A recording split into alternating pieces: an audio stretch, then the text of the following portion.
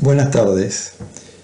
En el seminario número 13 hablaremos sobre la inmunología del trasplante de órganos y también de células madres hematopoyéticas. En esta primera parte nos vamos a referir al trasplante de órganos sólidos. En primer lugar, vamos a dar una definición. Trasplantar significa trasladar. Y uno lo que puede trasladar de un donante a un receptor son órganos sólidos vascularizados, células, tejido, material inerte, tejido compuesto y materia fecal. A los fines del trasplante solamente se considera trasplante en los casos del trasplante de órganos sólidos vascularizados, de células, tejidos y tejido compuesto. Pero no se considera un trasplante de material inerte, ya que en realidad los materiales inertes se los considera una especie de un reemplazo. Por ejemplo, en el caso de un reemplazo valvular. Incluso cuando uno hace un reemplazo valvular, no le da al paciente un inmunosupresor, sino lo que le da es un anticoagulante para evitar la coagulación de la sangre cuando se pone en contacto con un material extraño. En el caso de los mal llamados trasplantes de materia fecal, en realidad es la administración de flora bacteriana de un paciente a un paciente que tiene una enfermedad que se llama colitis pseudomembranosa causada por una bacteria llamada Clostridium difficile. En general, esta enfermedad se trata de tres maneras diferentes. Una, obviamente, es suspendiendo el antibiótico que se piensa que es el que está provocando los síntomas y los signos. La otra es administrar un antibiótico que sea efectivo contra el Clostridium difficile. Y en última instancia, si no funciona, es darle una microbiota fecal de un donante sano para de alguna manera restablecer el equilibrio de la bacteria en el colon de esa persona que tiene colitis pseudomembranosa. Entonces, en realidad, cuando hablamos de trasplantar un órgano sólido vascularizado, que puede ser corazón, hígado, intestino, páncreas, pulmón y riñón. A veces, los trasplantes son simultáneos, o por ejemplo, pueden ser trasplantes múltiples. En los simultáneos, un ejemplo es el trasplante simultáneo de riñón y de páncreas. O puede ser entre corazón y riñón. Y el multivisceral es el trasplante, por ejemplo, de hígado e intestino. O sea, hay distintas formas de trasplantar. Los trasplantes de células son los trasplantes de células madres hematopoyéticas, que tienen como objetivo reconstituir un sistema inmune en un receptor de esas células madres hematopoyéticas. Lo que más se trasplanta son tejidos, como la córnea, por ejemplo.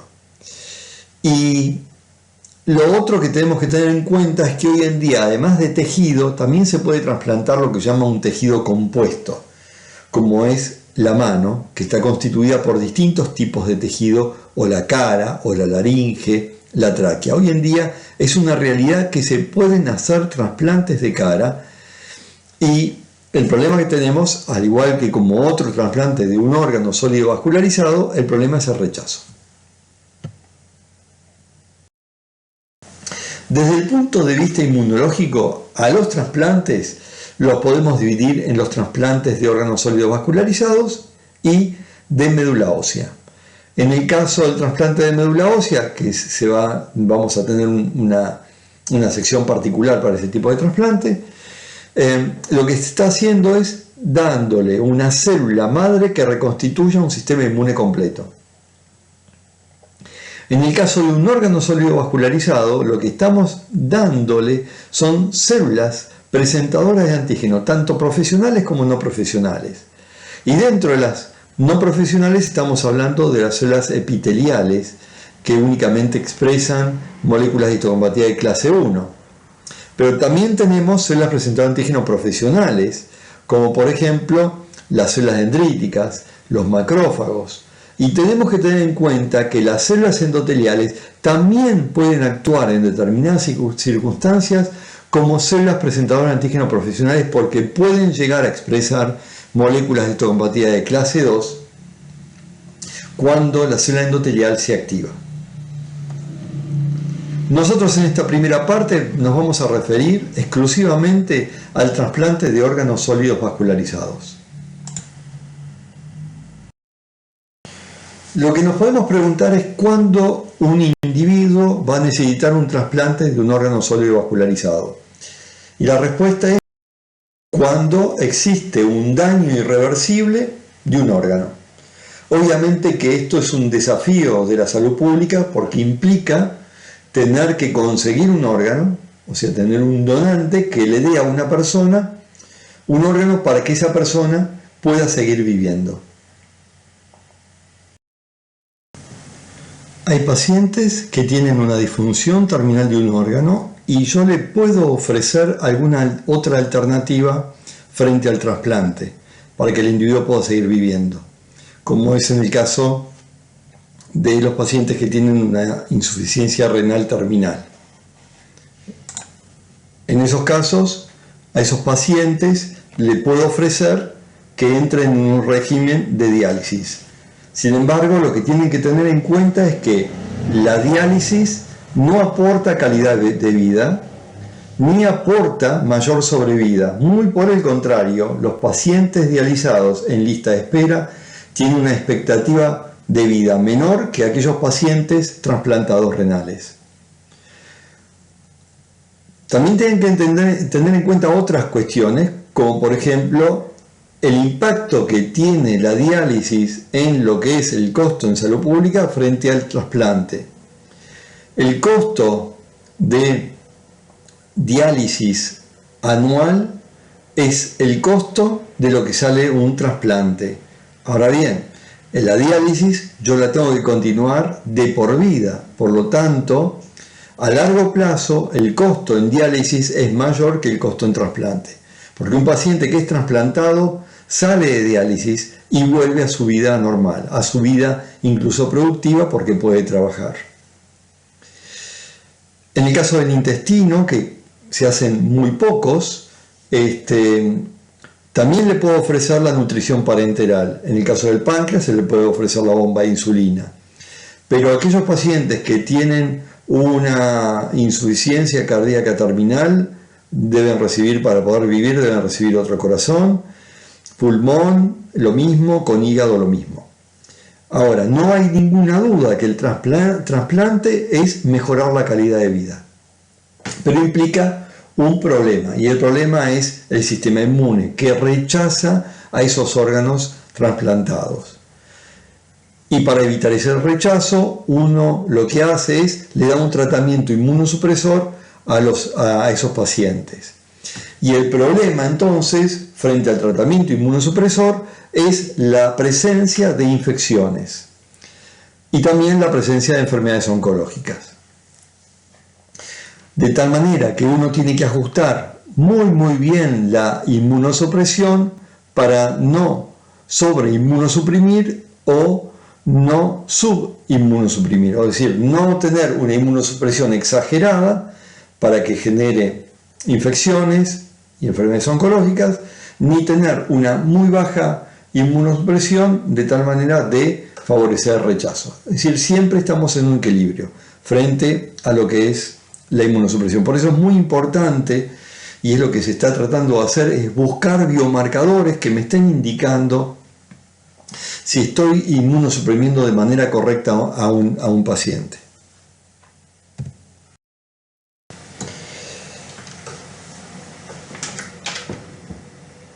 En base a la compatibilidad genética entre el donante y el receptor, uno puede clasificar a los trasplantes en trasplantes singenéicos, autoinjertos o trasplante autólogo, aloinjertos y senoinjertos.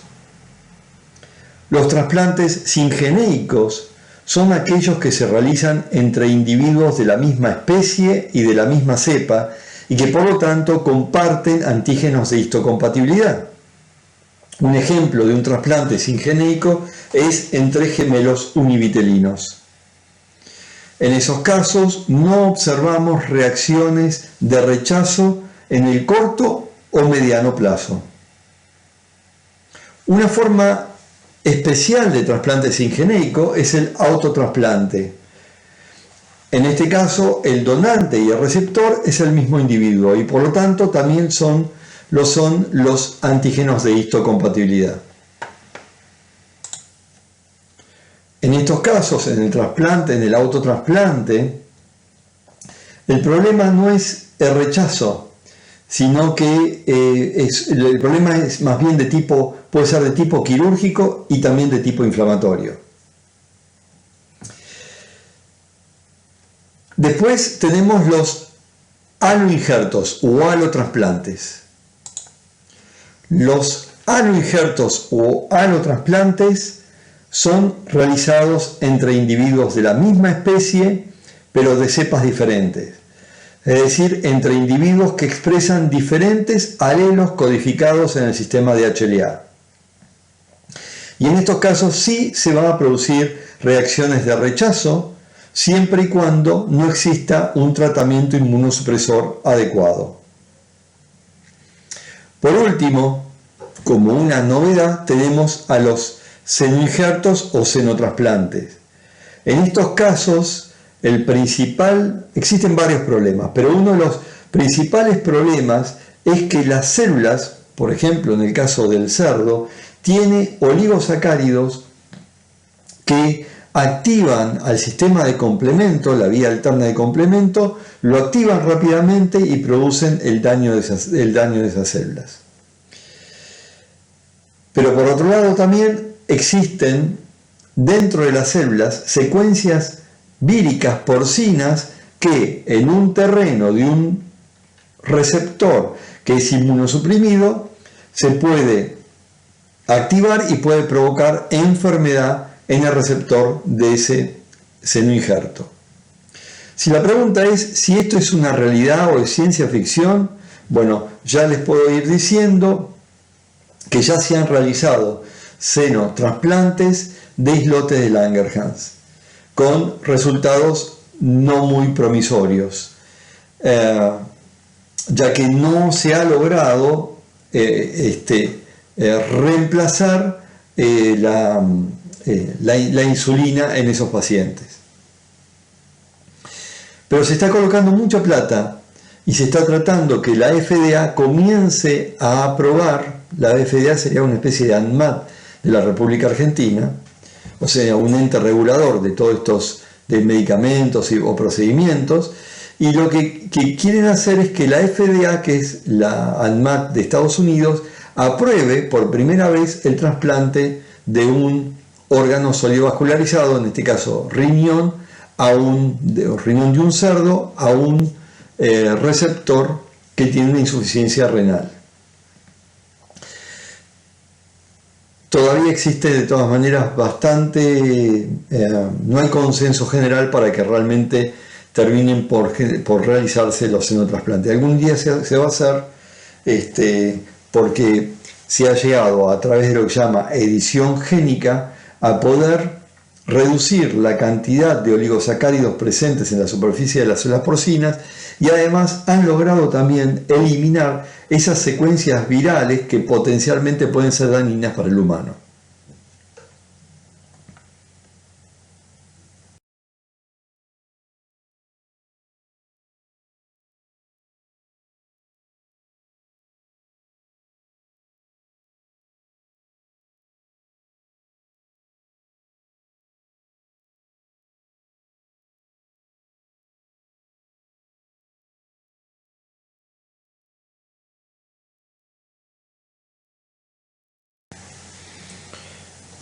Ahora bien, la pregunta es ¿por qué se rechaza? Y para poder responder esta pregunta tenemos que tener en cuenta que nuestro sistema inmune rechaza todo lo que no es propio. En cambio es tolerante frente a lo propio. Y Al existir diferencias genéticas entre individuos de la misma especie, esas diferencias genéticas están dadas principalmente en un sistema que ustedes ya vieron que tiene un alto polimorfismo, tiene poligenismo y tiene codominancia, que es el sistema HLA. Repasemos algunos conceptos importantes con respecto a las moléculas, al sistema HLA. En primer lugar, tenemos que saber que existen 18.691 alelos de las moléculas de clase 1. Recordemos que las moléculas de clase 1 podían ser HLA-A, HLA-B, HLA-C. Esas son las clásicas. Y dentro de las moléculas de clase 2 existen 7.065 alelos, que podían ser HLA, DR, DP, DQ. Las combinaciones posibles son las que ustedes tienen ahí en la filmina. Lo ven ahí. Son 358 por 10 a la 21 combinaciones posibles. Cada residuo diferente puede contribuir, puede ser reconocido por un TCR diferente. Y eso hay que tenerlo en cuenta. Y también lo que tenemos que tener en cuenta es que el cambio de un simple nucleótido, el cambio de un solo aminoácido, puede hacer que una molécula de HLA de un donante sea una molécula de HLA inmunogénica, capaz de ser reconocida por un TCR y capaz de desencadenar una respuesta inmunológica.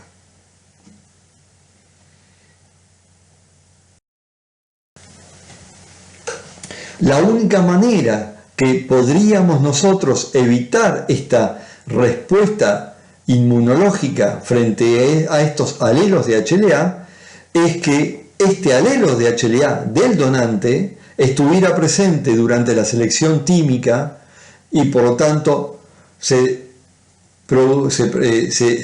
eliminaran aquellos clones T que pudieran reaccionar contra los alelos de HLA del donante.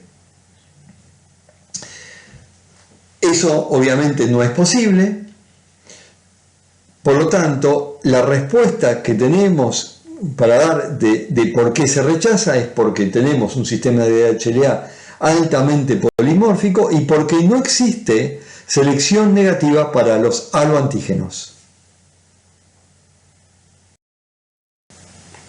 Ahora bien, esto que fue descrito inicialmente en animales, la pregunta es si en el humano existen algunas evidencias que me permiten a mí afirmar que realmente el polimorfismo en las moléculas de histocompatibilidad es la responsable de llevarnos al rechazo.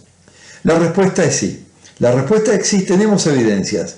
La primera evidencia es la que nos permitió tener el primer trasplante renal exitoso entre un donante y un receptor. Y eso fue cuando se hizo el primer trasplante entre gemelos univitelinos. En ese caso, el material genético era el mismo, no había polimorfismo en la molécula de HLA y el trasplante fue un trasplante exitoso. Ese trasplante exitoso se realizó en el año 1954, lo realizó el doctor Joseph Murray en la ciudad de Boston y gracias a eso recibió el Premio Nobel de Medicina en el año 1990. Quiero decirles que el donante aún está vivo, al menos estaba vivo en el año 2018, y el receptor murió 8 años después del trasplante. Ahora bien, evidentemente este ejemplo que estamos dando es un ejemplo de un donante vivo a un receptor y entre gemelos univitelinos. Pero ¿qué pasa cuando uno hace un trasplante entre un donante cadavérico y un receptor? Bueno, veamos el siguiente gráfico. En el siguiente gráfico lo que estamos viendo es la sobrevida del injerto en años posteriores al trasplante entre individuos entre donante y receptor que tienen diferente grado de disparidad en los alelos de HLA, lo que se llama mismatch. Acá tengo en negro 0 mismatch, en rojo 1 mismatch, en azul 2 mismatch y el resto, como ustedes ven acá en el gráfico. ¿Y qué me muestra el gráfico? El gráfico me está mostrando que a mayor cantidad de disparidad en las moléculas de HLA, menor es la sobrevida del injerto. Esta es la segunda evidencia que me muestra que este polimorfismo en las moléculas de HLA es de alguna manera responsable de llevarme al rechazo del injerto. Podríamos tener una tercera evidencia. La tercera evidencia es que la inmunosupresión me permite a mí lograr tener una mayor sobrevida.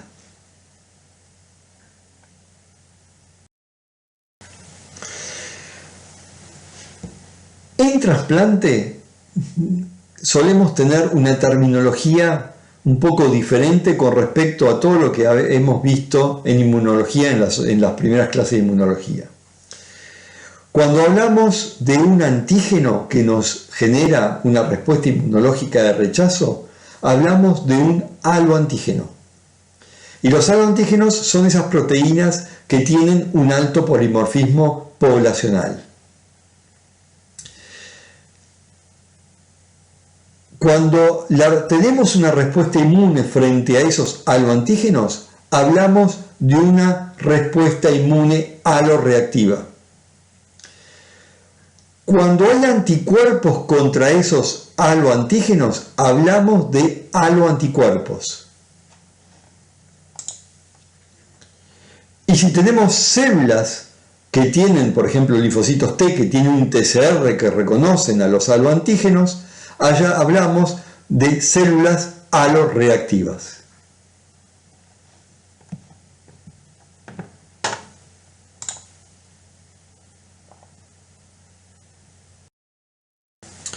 Recordemos también que en las moléculas de clase 1 y la molécula de clase 2, la variabilidad no está en toda la estructura, sino que hay sitios específicos que tienen mayor variabilidad. Por ejemplo, en la molécula de clase 1, la cadena alfa 1 y alfa 2 son las que muestran mayor variabilidad y casi no tengo variabilidad en la cadena alfa 3. Con respecto a las moléculas de clase 2, vemos que beta 1, la cadena beta 1, tiene la mayor variabilidad.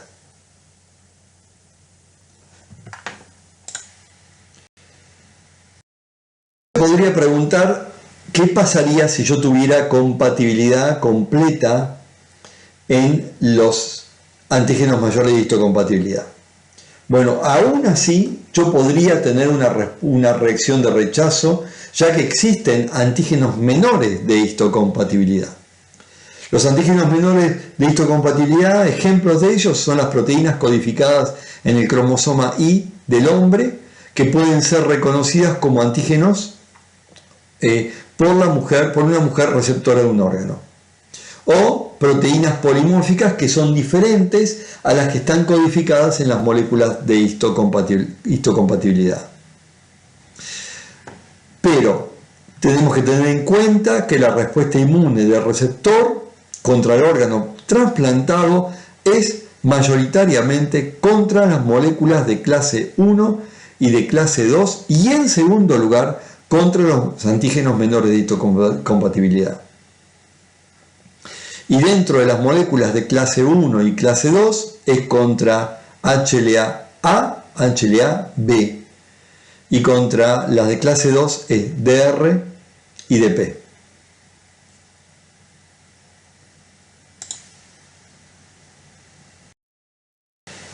A esta altura creo que no hay duda que los órganos de un donante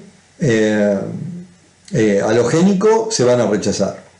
La pregunta es, ¿cómo se rechaza? Bueno, se genera esa haloreactividad, esa respuesta haloreactiva que va a estar dirigida contra los haloantígenos que está expresado en el órgano trasplantado. y esos son reconocidos como extraños por el receptor.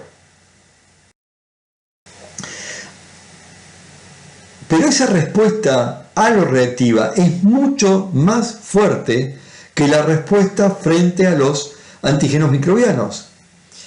Y la razón por la cual la respuesta aloreactiva es mucho más fuerte que contra los antígenos microbianos es porque existe una frecuencia de linfocitos T aloreactivos mucho mayor que con respecto a la presencia de linfocitos T que tienen capacidad de reconocer un antígeno convencional. Por ejemplo, la frecuencia de linfocitos T que reconocen un antígeno convencional es de un linfocito T en 100.000.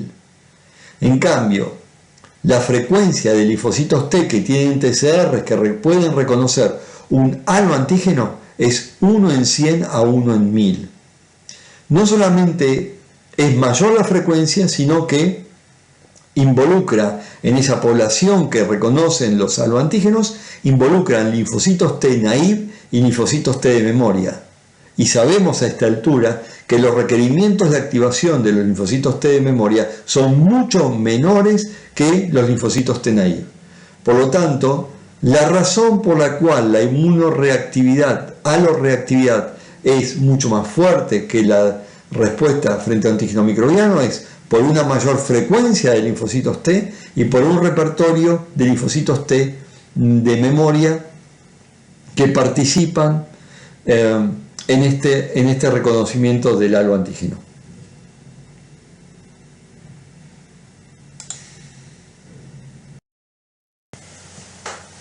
Cuando uno hace un trasplante de un órgano a un receptor, se puede encontrar frente a dos situaciones. Un receptor que debe montar una respuesta inmune primaria porque nunca antes su organismo vio los aloantígenos o algún aloantígeno presente en el órgano del donante.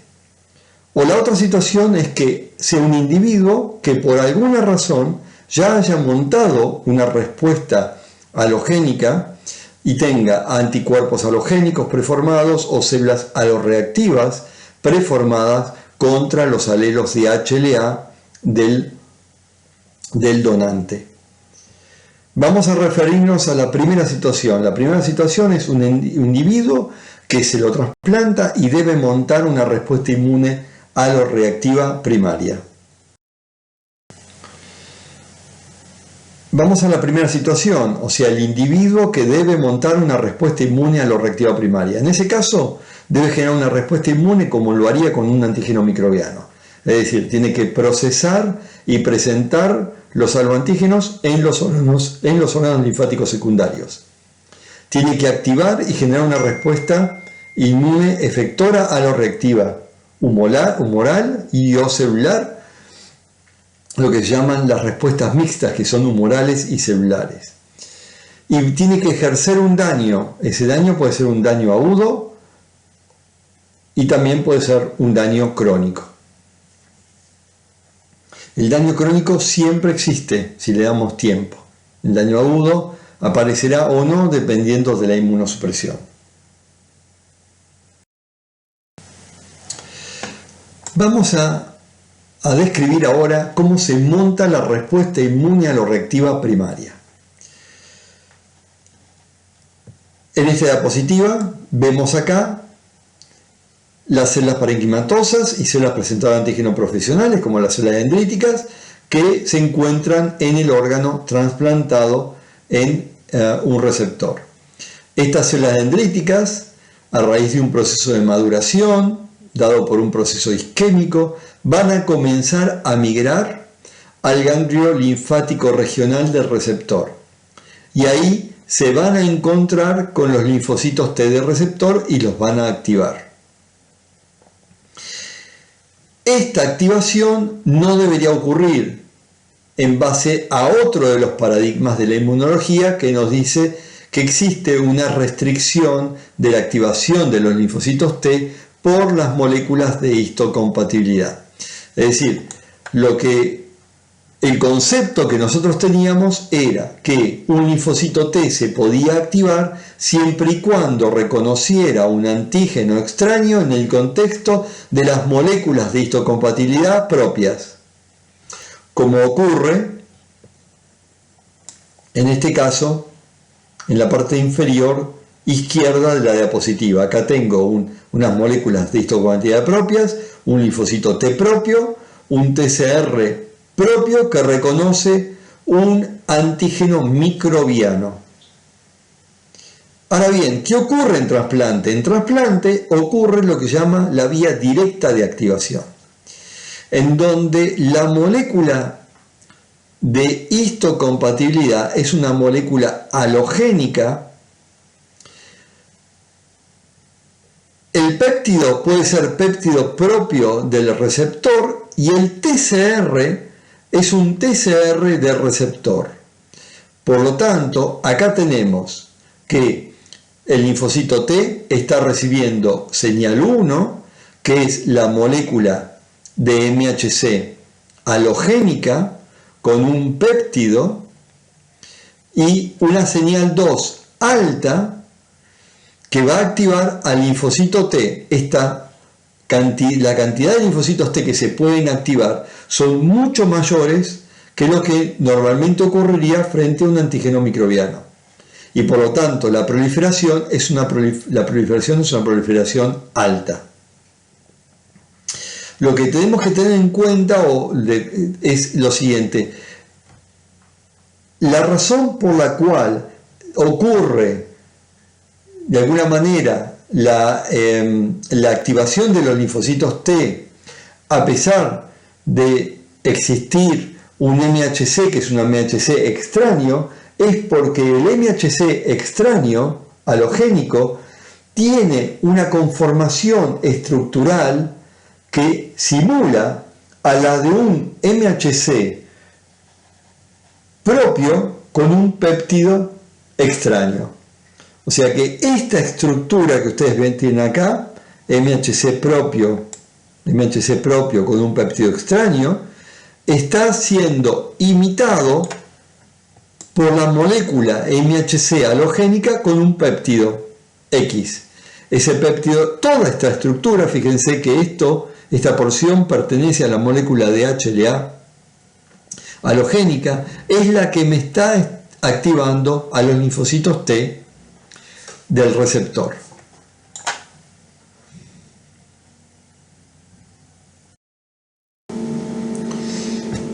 La respuesta inmune aloreactiva primaria también se puede desencadenar de otra manera diferente al de la vía directa. Esta manera diferente se llama vía indirecta y comienza cuando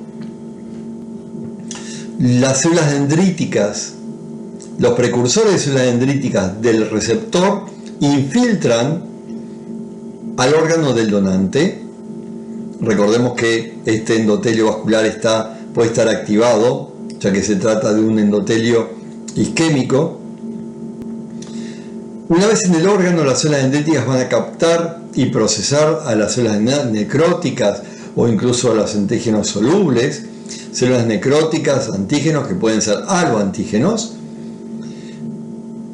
Van a comenzar un proceso de migración que los va a llevar a los ganglios linfáticos regionales, y ahora estas células dendríticas del receptor van a estar presentando aloantígenos del donante en el contexto de las moléculas de histocompatibilidad del receptor y los presenta a los linfocitos T del receptor.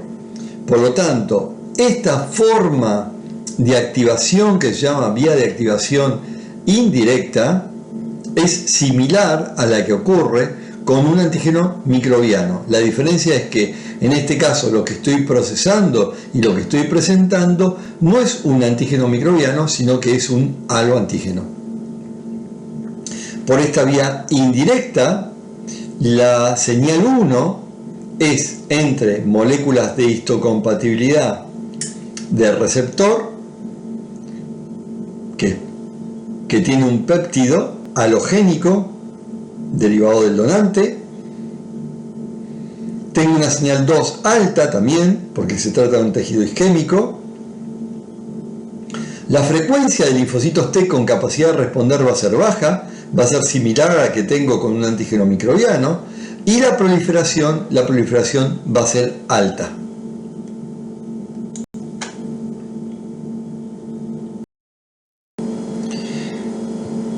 Existe una tercera forma de lograr la activación de una respuesta inmune aloreactiva. Ya vimos la vía directa, que es la que ustedes tienen acá, célula dendrítica del donante activando linfocitos T de receptor. La vía indirecta, que es lo que ustedes tienen acá, migración de precursores de células dendríticas que son del receptor, que van a procesar aloantígenos y ahora van a presentar esos aloantígenos en el contexto de las moléculas de histocompatibilidad propias a linfocitos T, que son propios del receptor. Y tenemos la última manera de activación que se llama vía semidirecta, en el cual una célula dendrítica que proviene del órgano trasplantado, pero que son células dendríticas de receptor, ahora van a poder fusionar vesículas o exosomas que contienen en su membrana moléculas de histocompatibilidad del donante, porque recordemos que estas vesículas o exosomas provienen del tejido del órgano trasplantado. Por lo tanto, ahora estas moléculas de histocompatibilidad pueden ser moléculas de histocompatibilidad del donante que van a poder activar de manera similar a lo que lo hace en la vía directa a los linfocitos T del receptor. Esta vía semidirecta es una vía que en este caso es un péptido. La señal 1 está dado por una molécula de histocompatibilidad halogénica, o sea, del donante, con un péptido X. La señal 2 vuelve a ser alta, la frecuencia de respondedora es muy alta, es similar a la vía directa, y la proliferación es alta. Lo que tenemos que tener en cuenta también es que esta célula dendrítica que fusiona vesículas va a tener o puede tener en su membrana moléculas de histocompatibilidad del donante, pero también puede tener moléculas de histocompatibilidad del receptor. Por lo tanto, puede dar lugar a la activación de la vía indirecta o a la activación por un mecanismo similar al de la vía directa.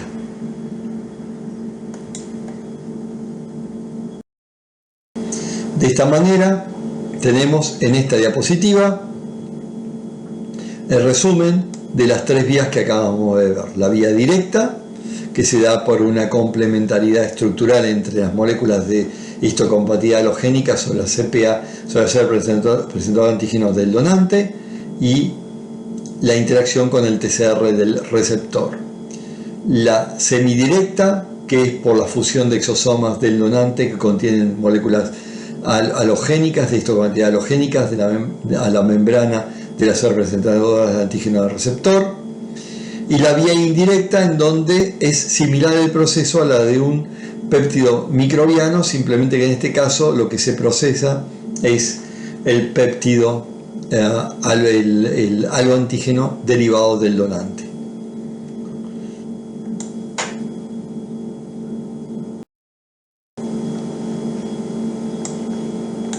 El resultado de esa presentación, ya sea vía directa, vía indirecta o semidirecta, es la generación de una respuesta inmune efectora aloreactiva que puede ser humoral y o celular. Puedo tener células T aloreactivas, efectoras de memoria, CD4 aloreactivas de efectores de memoria, puedo tener plasmoblastos, plasmocitos y linfocitos B de memoria, y puedo tener aloanticuerpos. Todos estos pueden generar la lesión del parénquima. Pero lo que hay que tener en cuenta es que no todas las vías van a poder generar respuestas del mismo tipo. Veamos.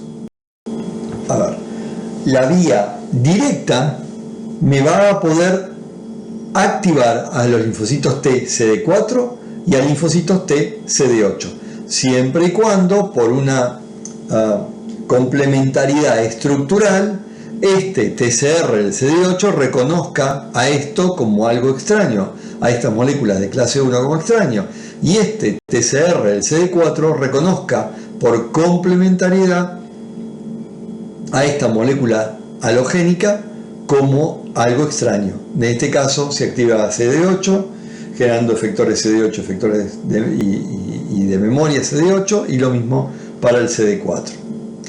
En el caso de la vía indirecta, como es la que tenemos acá en la parte inferior, dijimos que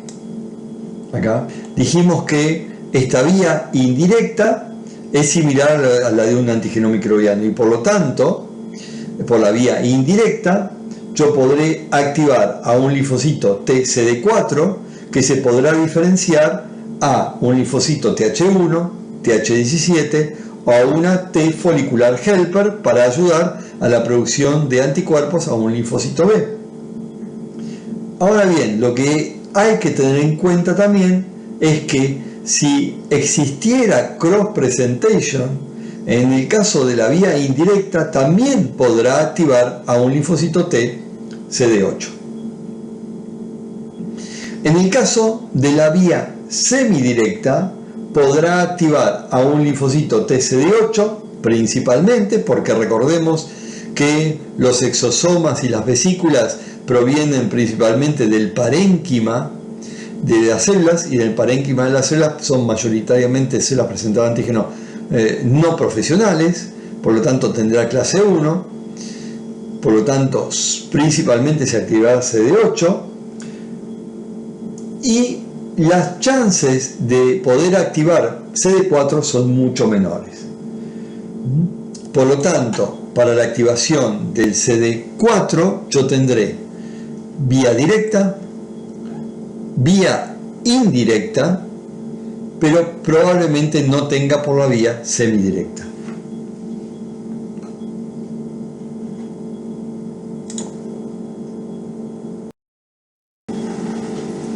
Si uno analiza la potencia de la respuesta inmune aloreactiva primaria, generada por las vías directa, indirecta y semidirecta, uno se va a dar cuenta que la vía indirecta va a tener la misma potencia que la de un antígeno microbiano. Y eso dependía de las frecuencias de encontrar un linfocito T que tuviera un TCR con capacidad de reconocer al haloantígeno. Y en este caso será un linfocito T en 100.000 o en 1.000.000 con capacidad de reconocer al haloantígeno. En el caso de la vía semidirecta y la vía directa, será 1 en 100 a 1 en 1000 con capacidad de reconocerlo. Y recordemos que la vía semidirecta probablemente esté activando a un CD8. En este caso, para la vía semidirecta y directa, la activación será la de un linfocito naive y linfocito de memoria. Todo esto en un contexto de un tejido que se encuentra dañado, que se encuentra isquémico, y por lo tanto tiene una alta capacidad para generar una mayor activación. ¿Por qué? Porque hay liberación de TAMS y puede haber una sobreinfección agregada, por lo tanto puede haber una activación de receptor de reconocimiento de patrones por PAMS. Hasta acá lo que hemos visto es cómo podemos desarrollar una respuesta CD4, CD8 por las distintas vías. Pero, ¿cómo logro generar aloanticuerpos? ¿Cómo logro generar una respuesta humoral? La única posibilidad de generar una respuesta humoral es que yo tenga un aloantígeno procesado por la célula dendrítica del receptor y que ese mismo aloantígeno sea procesado por los linfocitos B del receptor. Recordemos que la célula dendrítica que procesa el aloantígeno lo presentará a un linfocito T del receptor, y ese linfocito T del receptor CD4 se transformará en un T folicular helper que podrá ayudar a la activación del linfocito B, que también tuvo la posibilidad de reconocer y procesar al mismo haloantígeno. En cambio, como la activación de la vía directa y de la vía semidirecta se dio por una cuestión estructural, de complementariedad estructural, no hay posibilidades que estos linfocitos T generados o activados por la vía directa, si fueran CD4, no hay posibilidad que esos linfocitos T, aunque se transformen en T foliculares helper, puedan activar un linfocito B. Porque para poder hacerlo, esos linfocitos B tienen que haber reconocido el mismo haloantígeno. Y en este caso no hubo un procesamiento por la célula dendrítica del donante, sino que la célula dendrítica del donante tiene en su estructura la molécula de histocompatibilidad del donante y no es la molécula de histocompatibilidad del receptor. Resumiendo entonces, la única vía con capacidad de inducir una respuesta humoral es la vía indirecta.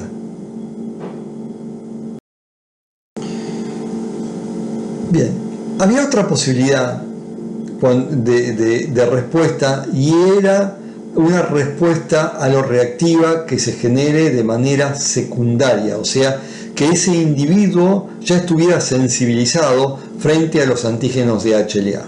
La pregunta que se pueden hacer es por qué un individuo ya va a tener anticuerpos halogénicos o células aloreactivas preformadas contra los alelos de HLA de un posible donante.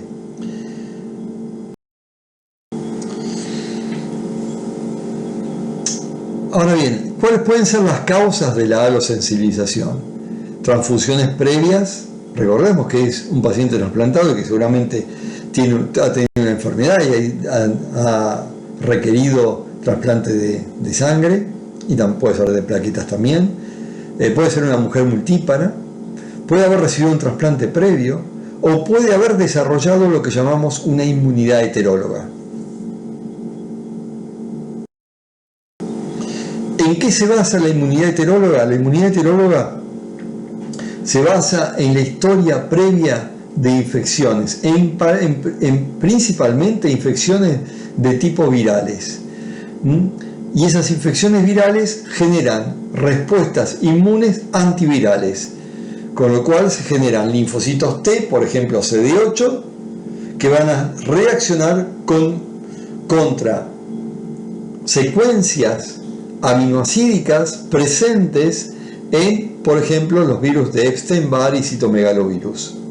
Ahora, los linfocitos T, que tienen un TCR con capacidad de reconocer esa secuencia, si esa secuencia se encuentra en la estructura de un haloantígeno, ahora el linfocito T irá contra el haloantígeno en lugar de ir contra el Epstein-Barr y el citomegalovirus.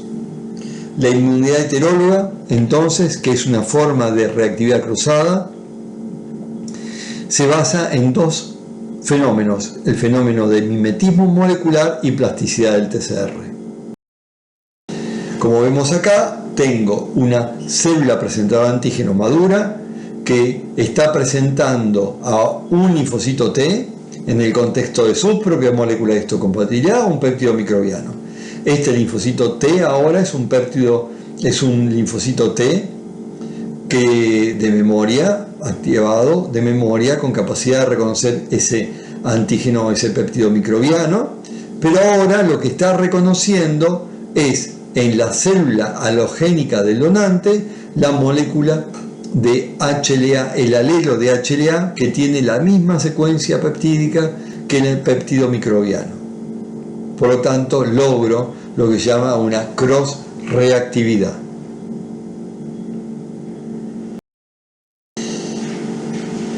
En esta diapositiva vemos cómo Entonces, este linfocito T, que es específico para antígeno microbiano, que tiene la capacidad de reconocer esta secuencia, LGRPD, secuencia que también se encuentra en el alopéptido. Y en este caso, entonces, ahora, este linfocito T, en lugar de ser activado por el péptido del CMV, del citomegalovirus procesado, ahora es activado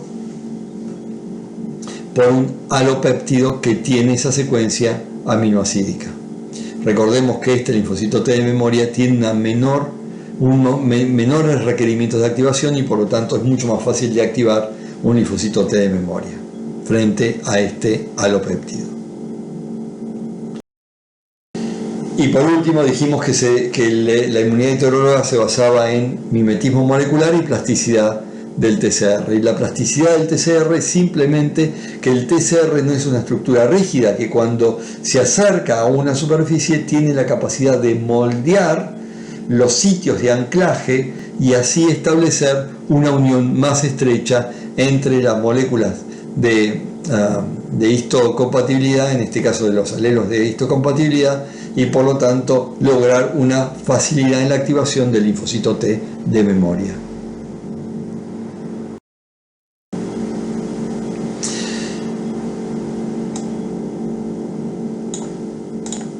Entonces hasta acá vimos cómo se induce la respuesta inmune primaria o secundaria. Me va a generar anticuerpos, aloanticuerpos o células aloreactivas. Si hay anticuerpos preformados en ese individuo y estoy haciendo un trasplante con anticuerpos que reconozcan aloantígenos, rápidamente se van a formar complejos inmunes aloantígeno aloanticuerpo y se va a activar la vía clásica del complemento. Ahora, si hay células aloreactivas, CD8, van a provocar citotoxicidad. En cambio, si hay células aloreactivas CD4, se producirán respuestas celulares y humorales. Recordemos que la humoral siempre y cuando se active por la vía indirecta. Y también tenemos situaciones mixtas. En todos los casos tendré una respuesta que puede ser humoral, o sea, una respuesta de rechazo humoral, celular o mixta. Analicemos cómo es la sobrevida del órgano una vez trasplantado. Vemos acá que la sobrevida de los riñones provenientes de donantes cadavéricos al año es del 91%, a los 10 años es 42%. La de los donantes vivos al año es 95%, a los 10 años 54%. La del hígado es 83% al año, 52% a los 10 años. Y acá tienen también para el corazón y para el pulmón. Estos son reportes del año 2006 de trasplantes realizados en el año entre 1995 y 2004. Ahora, por eso es que necesitamos, para evitar la pérdida de los órganos, necesitamos drogas inmunosupresoras. Ahora, a pesar de las drogas inmunosupresoras, igual el órgano se rechaza. Pero fijémonos en este caso. Un mismo órgano proveniente de un donante cadavérico y de un donante vivo no tiene la misma sobrevida. Por lo tanto, debe haber algún otro factor que no tiene que ver con lo que es la histocompatibilidad. Y ahora nos vamos a referir a eso. Existen distintos factores, además de la compatibilidad en las moléculas, en el complejo mayor de histocompatibilidad, que influyen sobre la sobrevida del injerto. Uno es, como dijimos, la incompatibilidad del complejo mayor de histocompatibilidad. Otro es la incompatibilidad de los grupos sanguíneos, del grupo ABO. Otros son factores intrínsecos del donante. Otros son factores que ocurren durante la operación. Otros son factores intrínsecos del receptor.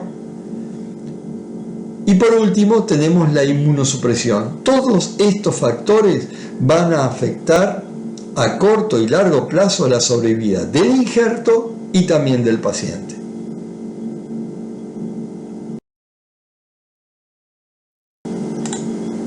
Este gráfico es muy interesante. Miren, entre el año 1983 y 1985, la sobrevida de los órganos en base a los mismatch iban disminuyendo la sobrevida en base a la cantidad de mismatch. Pero entre el año 1993 y 1995, estas curvas se achatan, se juntan. Y ni les digo entre el año 2003 y 2005.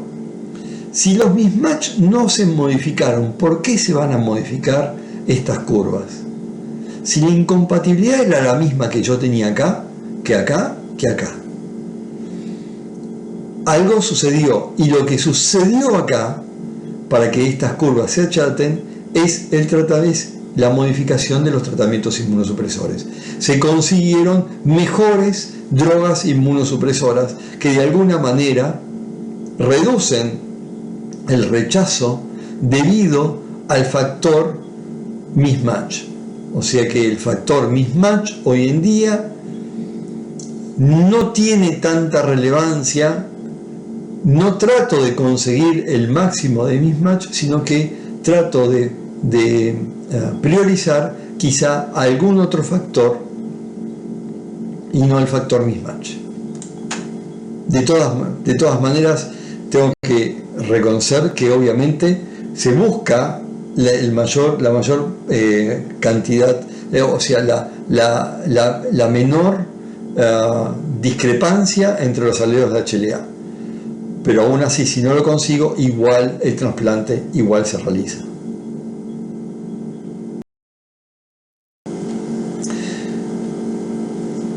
Dentro de los factores que dijimos que influían en la sobrevida del injerto, teníamos factores intrínsecos del donante. No es lo mismo un donante fallecido por muerte encefálica que por muerte cardíaca. No es lo mismo un órgano proveniente de un donante fallecido que de un donante vivo. Y acá en este gráfico se ve. Obviamente tengo una mejor sobrevida si el donante es un donante vivo que la de un donante cadavérico. Y ni les digo entre un donante cadavérico óptimo frente a un donante cadavérico llamado cadavérico con criterio extendido, y que puede ser, por ejemplo, un donante que sea un donante añoso o un donante que tenga y que sea hipertenso. Dado a que existe una poca oferta de órganos o faltan órganos, aún así se prefiere hacer trasplantes con donantes con criterio extendido para aumentar la sobrevida de esos pacientes. En la Argentina solamente utilizamos donantes fallecidos con muerte encefálica, es decir, a corazón latente. Usamos con criterio óptimo y con criterio extendido. En la Argentina no se usa donantes con muerte cardíaca, y una de las razones por las cuales no se usa con muerte cardíaca es porque no disponemos de las máquinas de perfusión. Y entre la calidad de los órganos provenientes de los donantes con muerte cardíaca versus muerte encefálica, es mucho mejor las que provienen de muerte encefálica. Simplemente les digo, para que tengan una idea, es que hay países en donde no aceptan donantes fallecidos con muerte encefálica, solamente aceptan con muerte cardíaca. Y hay países que no aceptan donantes fallecidos con muerte cardíaca y únicamente aceptan con muerte encefálica, como ocurre acá en la Argentina. ¿Qué implica la muerte encefálica entonces? La muerte encefálica implica una inestabilidad de ese donante, de ese posible donante, un cambio hemodinámico, una tormenta de citoquinas, una tormenta de catecolaminas, una hipovolemia que hace muy difícil mantener la perfusión de los órganos. Si yo no puedo mantener la perfusión de los órganos, entonces no voy a poder trasplantar ese órgano no va a ser útil. Por lo tanto, lo que tengo que tratar de hacer es lograr evitar la hipoperfusión de los órganos, lograr disminuir al máximo la activación endotelial, que igualmente va a ocurrir porque ese donante con muerte encefálica tiene una activación inmunológica, con activación de complemento, con gran producción de citoquinas, con gran activación de receptores de diferentes citoquinas. Todo eso me lleva a que el órgano que voy a trasplantar ya en el donante esté sufriendo un reclutamiento de leucocitos, esté activado la cascada de la coagulación, simplemente porque tengo activación endotelial. Y todo eso me lleva a la ausencia de los factores que uno considera factores citoprotectores, y me lleva a un órgano que va a tener una peor respuesta cuando uno lo trasplante. Ese órgano, una vez trasplantado, le va a costar volver a funcionar como lo hacía en el donante, cuando estaba en el donante.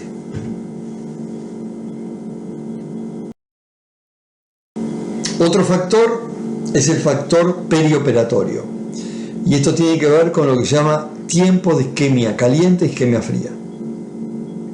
El tiempo de isquemia caliente es desde el momento que uno clampea los vasos para comenzar a perfundir a ese órgano con un líquido que se llama líquido de perfusión, para limpiarlo de toda la sangre proveniente del donante.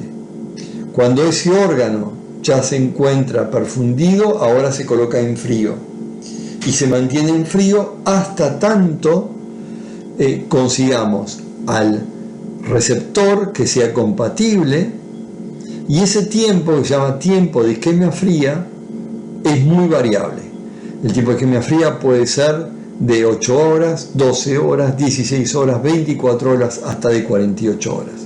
Cuanto mayor es el tiempo de isquemia fría, menor va a ser la sobrevida del órgano. Esa isquemia, que es inevitable porque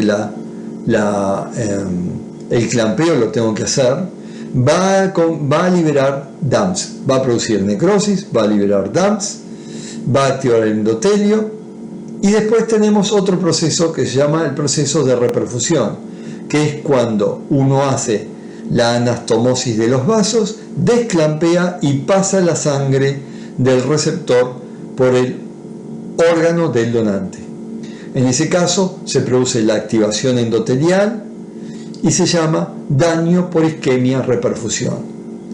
Ese daño por isquemia reperfusión genera un estado protrombótico y proinflamatorio del endotelio vascular, favoreciendo el reclutamiento celular, la producción de citoquinas, la activación de complementos, la agregación plaquetaria, la producción de especies reactivas del oxígeno, procesamiento y presentación antigénica, y por lo tanto una facilitación hacia la activación por las vías directa, indirecta y semidirecta. En esta diapositiva vemos cómo esa ablación, esa hipoxia, esa reperfusión me lleva a un cuadro inflamatorio con gran producción de especies reactivas del oxígeno, gran activación endotelial, que desde un punto de vista clínico tiene un correlato, que es la presencia de lo que llamamos un DGF, Delay Graft Function, un retardo en la función del injerto. ¿Qué significa un retardo en la función del injerto? Significa que uno tiene un órgano que en el donante funcionaba. Ahora saco ese órgano, lo coloco en el receptor, y cuando lo coloco en el receptor no funciona. Y tarda un cierto tiempo hasta que comienza a funcionar. Ese retardo en la función del injerto impacta en la sobrevida del órgano. Cuanto mayor es el tiempo en recuperar la función, menor es la sobrevida del órgano a largo plazo. Por lo tanto, lo que uno tiene que evitar son tiempos de isquemia caliente y de isquemia fría largos, porque eso implica un mayor retardo en la recuperación funcional del injerto. El que menor retardo en la casi no tiene esto que llamamos DGF o DGF o retardo en la función del injerto son los órganos provenientes de los donantes vivos. En esos casos la recuperación, la función una vez que se coloca es inmediata. ¿Por qué? Porque no tiene el donante vivo, no tiene todo esto que estamos viendo que se desencadena por el daño por isquemia reperfusión. Ese daño por isquemia reperfusión, recordemos también que me lleva a la maduración de las células dendríticas y facilita la inducción de una respuesta inmune aloreactiva. Recordemos también que en ese ambiente estresado de daño tenemos células epiteliales que pueden estar expresando MIC-A y MIC-B, que me van a llevar a la activación de las células NK que van a facilitar la destrucción del parénquima tisular. También recordemos que habrá DAMPs que lograrán de alguna manera activar al inflamasoma, y esa activación del inflamasoma me llevará a la producción de citoquinas como por ejemplo interleuquina 1 beta e interleuquina 18. Esta diapositiva tiene como finalidad o como función mostrarles que existe un proceso de amplificación de la respuesta inflamatoria. Es decir, tenemos que inicialmente ese daño por isquemia de reperfusión, que esa muerte encefálica, que ese tiempo de isquemia fría, que la presencia de una infección sobreagregada, recordemos que puede ser un paciente que se encuentra en terapia intensiva, que puede tener un cuadro infeccioso asociado, puede tener un cuadro séptico también, me va a llevar a la liberación de DAMPs, a la activación de monocitos, neutrófilos, a la infiltración tisular, y que ese daño tisular puede a su vez generar una mayor expresión de receptores de reconocimiento de patrones que van a ser activados por la mayor presencia de DAMPs. A estos procesos inflamatorios también le tenemos que agregar la activación de complemento, la presencia de complemento. El C3 va a aumentar en base a la duración de la isquemia fría. Cuanto mayor es la isquemia fría, mayores son los niveles de C3 que van a actuar sobre, por ejemplo, las células epiteliales tubulares renales, provocando la citotoxicidad, provocando el daño, fenómeno que se conoce como necrosis tubular aguda. Y es un daño que el organismo se puede recuperar, no es que es un daño no recuperable.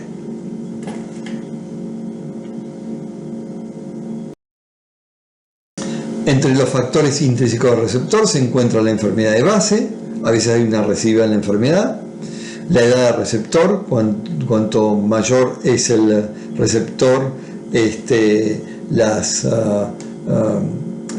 menor va a ser la posibilidad, la sobrevida del injerto, la sensibilización y el desarrollo de una respuesta inmune de novo. Todos son factores intrínsecos del receptor que impactan en la sobrevida del injerto. El otro factor es la inmunosupresión, como ya lo vimos. La inmunosupresión, que no existe un consenso de tratamiento inmunosupresor, pero en general la inmunosupresión se habla de una terapia inmunosupresora combinando 3 inmunosupresores o 4 inmunosupresores. Todo depende en base a lo que llamamos, y que vamos a ver después, en base a lo que llamamos un riesgo inmunológico. Cuanto mayor es el riesgo inmunológico, la terapia inmunosupresora debe ser mucho más drástica, mucho más fuerte que en aquellos casos en donde el riesgo inmunológico es menor. ¿Dónde voy a tener un riesgo inmunológico menor? Y por ejemplo, cuando el donante es un donante vivo, el riesgo inmunológico es mucho menor.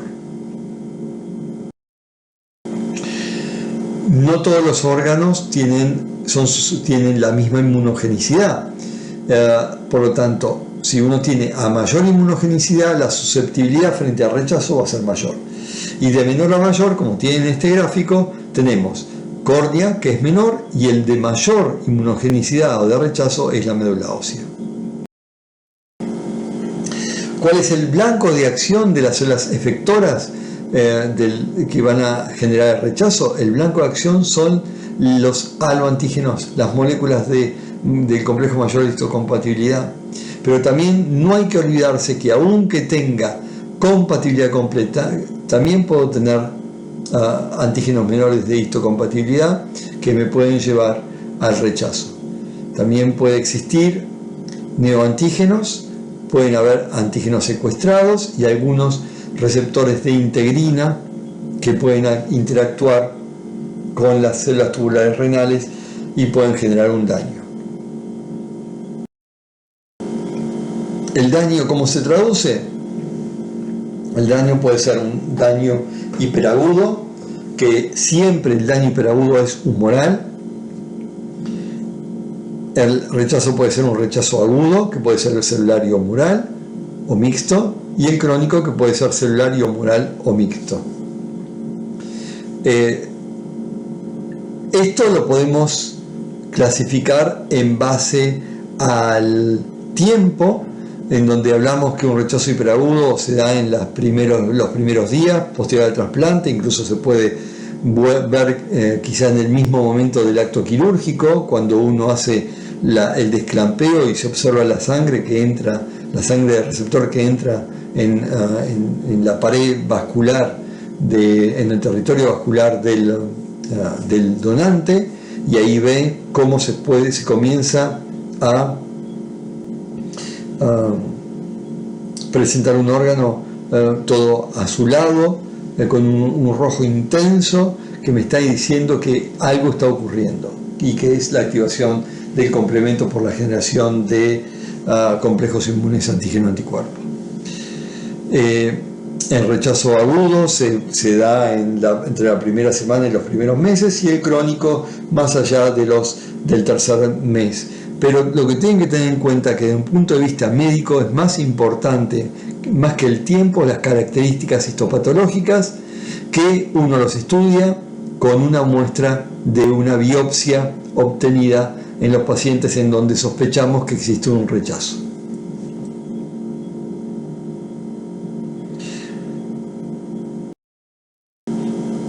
¿Qué es el rechazo hiperagudo? Son anticuerpos que ya están preformados y que pueden ser contra antígenos del grupo sanguíneo o contra moléculas del complejo de histocompatibilidad presentes en el endotelio. Se forma el complejo inmuno-antígeno-anticuerpo, se activa el complemento, hay activación, y al activarse el complemento tendré anafilotoxinas, tendré factores quimiotratantes, tendré opsoninas, tendré la formación de un poro, de la formación del complejo de ataque lítico. Y además recordemos que tendré a través de la activación de complemento el reclutamiento por C3A y C5A de neutrófilos que van a estar activados por el mismo C3A y C5A, y de esa forma se genera una respuesta inflamatoria y trombótica con oclusión del vaso.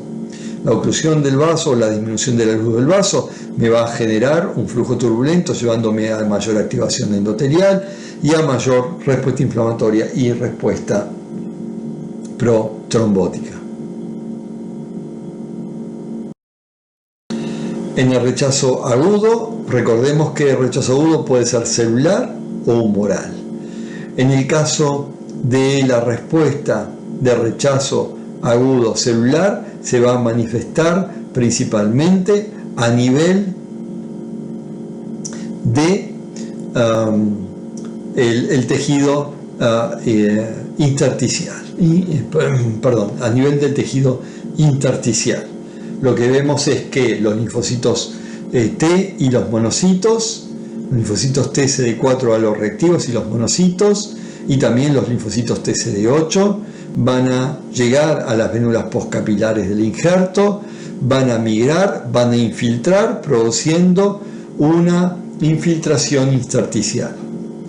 En cambio, en el rechazo agudo humoral, tengo anticuerpos que van a poder reconocer moléculas de histocompatibilidad de clase 1 y de clase 2, van a activar al complemento, y esa activación del complemento me va a llevar a la formación a la interacción con receptores para complemento, llevándome a la trombosis, a una llamada capilaritis, o sea, inflamación de los vasos, con migración de leucocitos, y a una trombosis, o sea, la activación de la coagulación.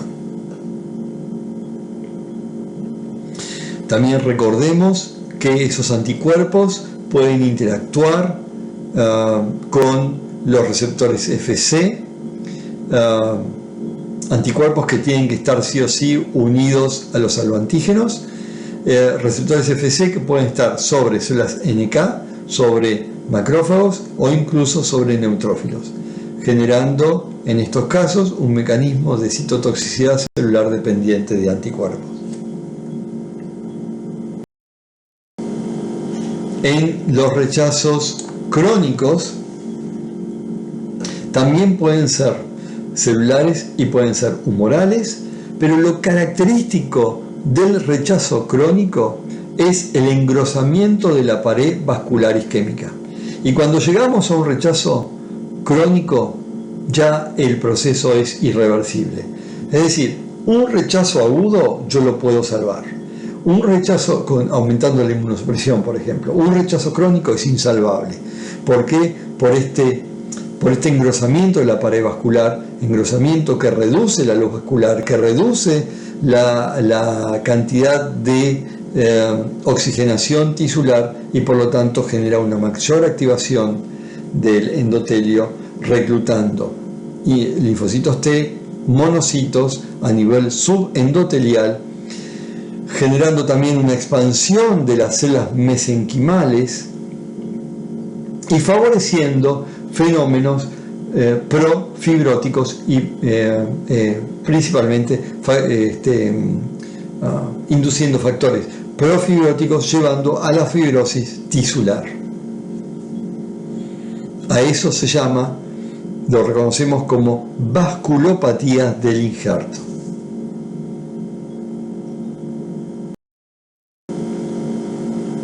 ¿Cómo podemos evitar el rechazo? Bueno, en primer lugar, tratando que exista cero mismatch, o sea, compatibilidad completa. Casi imposible, pero bueno, tratar de minimizar, al menos en aquellas moléculas de histocompatibilidad que tengan mayor variabilidad. Por ejemplo, HLA-A, HLA-B y DR. Realizar un estudio que se llama crossmatch para descartar a aquellas personas que tengan anticuerpos preformados. Mejorar los tratamientos inmunosupresores. Son los tres factores que tenemos para poder evitar el rechazo y el daño tisular. La pregunta es si siempre vamos a tipificar. La respuesta es no. No siempre. En algunos casos se valora y se prioriza otros factores, como por ejemplo el tamaño del órgano, el grupo sanguíneo y la serología entre el donante y el receptor. Esos órganos en donde no se hace tipificación es el hígado, aunque ahora comenzaron a cuestionarlo y se está pensando en que deberían hacer también la tipificación. El corazón y los pulmones. En esos casos se prioriza el tamaño del órgano, grupo sanguíneo y serología. No es fácil encontrar un órgano, en estos casos una persona que necesita un corazón, lo necesita ya. Por lo tanto, no vamos a esperar a hacer la tipificación para hacerle trasplante. Si conseguimos un órgano que sea compatible en tamaño, se le hace el trasplante y el mismatch, y se lo va manejando en base a la inmunosupresión. ¿Dónde realizamos siempre la tipificación? A nivel renal. Y se tipifica, como le dije, HLA-A, B, DR y la compatibilidad de grupos sanguíneos. Como vemos acá, la compatibilidad absoluta no es necesaria y, como les dije antes, no es necesaria porque yo lo puedo manejar con los tratamientos inmunosupresores actuales. ¿Cuáles son las técnicas de tipificación de las moléculas de HLA? Lo tienen en la diapositiva, son todas técnicas que hoy en día se prefieren, las técnicas moleculares por sobre las técnicas serológicas.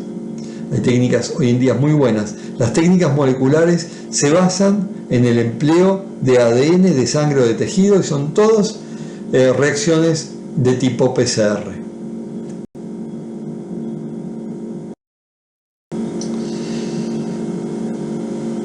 ¿Cuáles son las recomendaciones que tenemos para tener una compatibilidad entre donante y receptor? Ya le dijimos una. Para el caso de trasplante necesitamos compatibilidad para grupos sanguíneos y para moléculas HLA-A, B y DR. Y para evitar el rechazo hiperagudo tengo que realizar un estudio llamado un estudio de cross-match. Siempre se hace para riñón, siempre se hace para los trasplantes simultáneos de riñón y páncreas, con el fin de evitar el rechazo hiperagudo.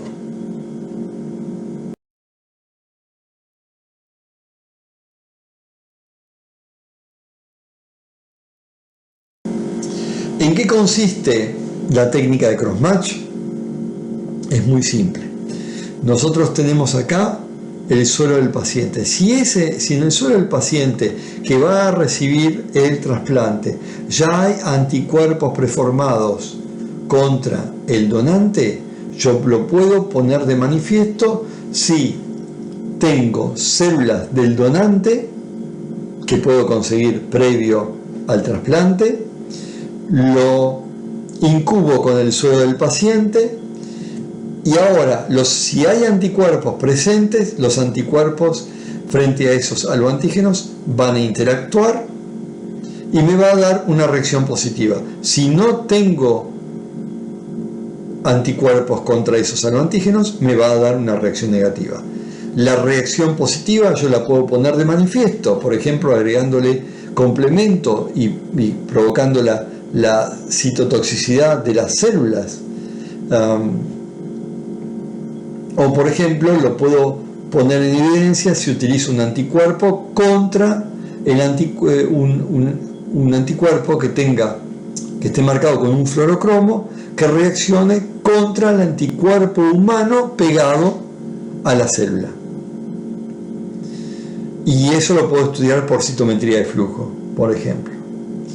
Como dice en este gráfico, pueden ser células o pueden ser bits. Bits son perlas que se generan, que se venden y que tienen sobre su superficie las moléculas de HLA, los aloantígenos. Y entonces yo pruebo contra unas perlas que tienen un determinado conjunto de moléculas de HLA y veo si tienen o no tienen una reacción positiva o una reacción negativa.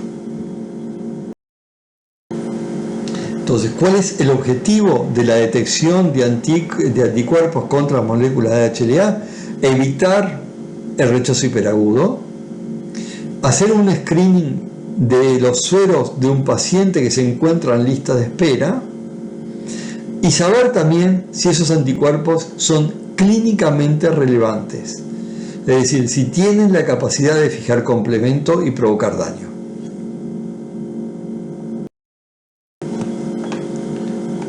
Entonces, cuando hago un estudio de crossmatch, como dijimos, en primer lugar, paciente en lista de espera.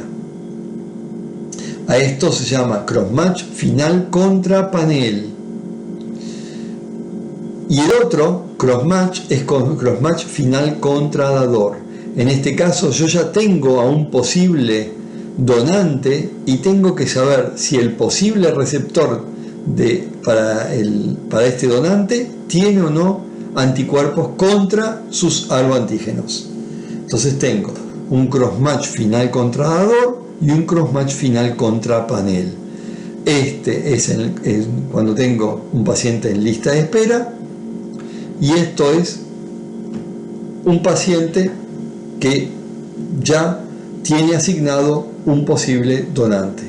Ahora lo que tengo que ver es si tiene o no tengo anticuerpos formados contra sus aloantígenos.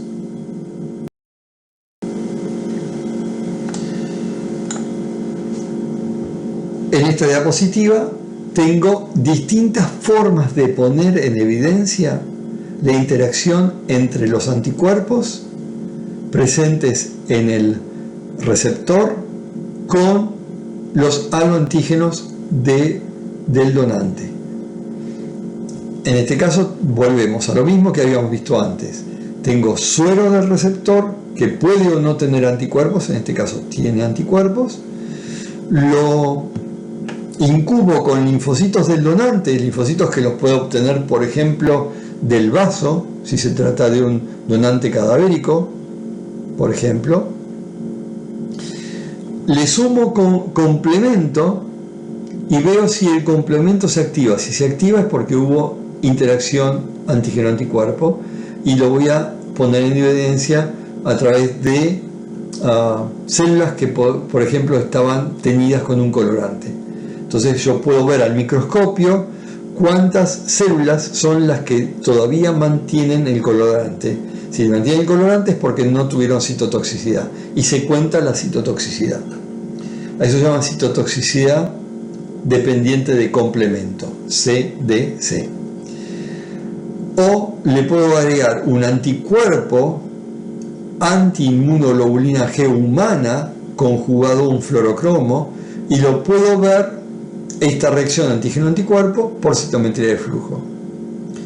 O lo otro que puedo hacer es lo siguiente: yo puedo tener en una microplaca antígenos, como ven acá, antígenos de HLA purificados y movilizados sobre una placa. O puedo tener microesferas que tengan los HLA pegados sobre esa microesfera.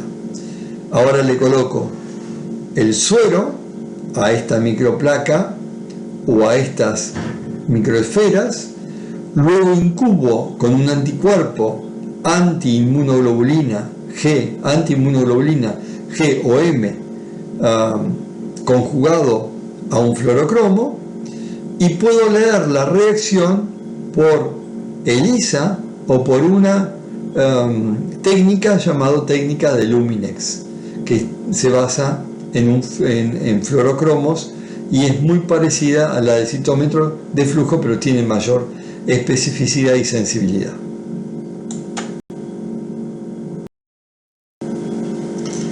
Como dijimos, la presensibilización no se valora siempre, solamente en trasplante renal. Y la presensibilización no es una contraindicación absoluta del trasplante. A veces la necesidad clínica hace que, a pesar de tener un cierto título de anticuerpos, uno decida hacer el trasplante y maneje luego con la inmunosupresión el tratar de evitar el rechazo.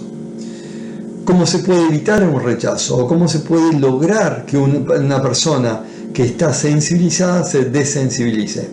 Lo puede hacer a través de un proceso llamado plasmaféresis, o sea, sacándome de encima del suero los anticuerpos, o provocando la depresión de linfocitos B, haciendo un tratamiento con rituximab, que es un anticuerpo contra CD20, o manejando a través con otros tratamientos inmunosupresores mucho más potentes. Como vemos entonces, las terapias de desensibilización son en la plasmaféresis, la administración de gamma globulinas endovenosas, pero a una concentración muy superior a la que ustedes utilizan para los pacientes con inmunodeficiencia, porque la idea en este caso es tratar de bloquear los anticuerpos de los pacientes y hacer que esos anticuerpos se unan a otros anticuerpos y sean depurados por el sistema de depuración de complejos inmunes antígeno-anticuerpos. Y por otro lado teníamos el rituximab, como les mencioné antes, que es un anticuerpo contra CD20. Ahora, teníamos un escenario antes de los nuevos tratamientos inmunosupresores, que era: si el crossmatch era positivo, estaba contraindicado el trasplante; si el crossmatch era negativo, era un trasplante de bajo riesgo. Hoy en día cambiamos el concepto y hablamos de definir el riesgo inmunológico y tomar la decisión de trasplantar o no en base al riesgo inmunológico. Y en base a una correcta decisión médica voy a tener un éxito o un fracaso.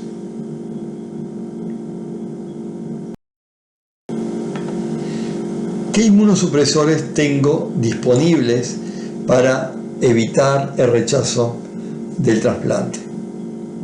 Hay dos tipos de tratamientos inmunosupresores: los llamados tratamientos de inducción, que es al momento de realizar el trasplante.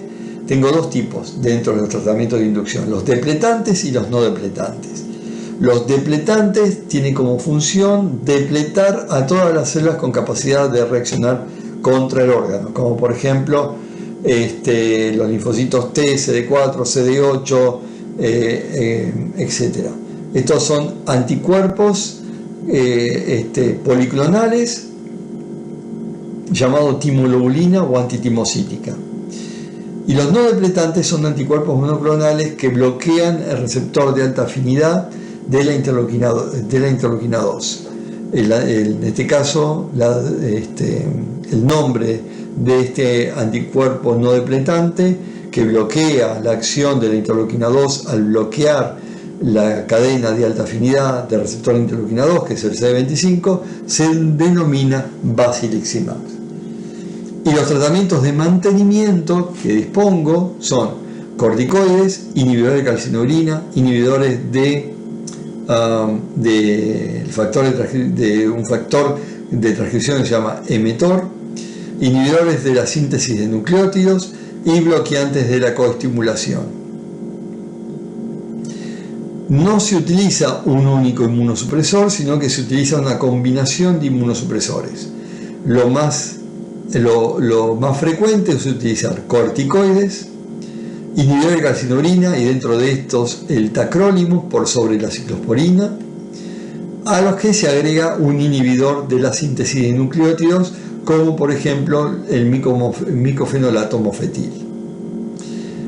Últimamente han aparecido los bloqueantes de la coestimulación, como el belatacept, que lo que hace es bloquear CD80 y CD86 al ser una proteína de fusión que tiene CTLA4 fusionado con la porción FC de un anticuerpo. De esa manera, CTLA4 se une a CD80, CD86 y entonces me evita que se active CD28. Bien, llegamos al final de esta clase y simplemente quiero mencionarles que los problemas que tenemos con el trasplante aún son la falta de órganos, a pesar de haberse modificado la ley de trasplante. No sé si recordarán, pero la ley de trasplante esta fue impulsada por el papá de una nena que necesitaba recibir un trasplante de corazón y que lamentablemente no lo pudo recibir. A raíz de todo un movimiento se logró que se presentara una ley y se aprobara, en donde la ley dice que todos somos donantes, excepto que expresemos lo contrario. Esta ley mejoró bastante lo que es la donación de órganos, pero aún así tenemos mucha gente que está en lista de espera, que necesita órganos para ser trasplantado. Y el grave problema que tenemos es que tenemos un sistema que no logra abastecer a toda la gente que necesita un trasplante. El mejor país con el mejor sistema de donación y cantidad de trasplantes es España. Y esto lo ha logrado gracias a tener un equipo médico que esté capacitado para ocuparse de aquellos pacientes que ya han fallecido y que van a ser los futuros donantes de los órganos. Recordemos que esos pacientes fallecidos, uno necesita ocuparse de esos pacientes, ya que los órganos, para poder ser viables, necesitan continuar manteniendo su perfusión. Muchas gracias, y en otra parte en otra clase van a ver lo que es el trasplante de células madres hematopoyéticas. Gracias.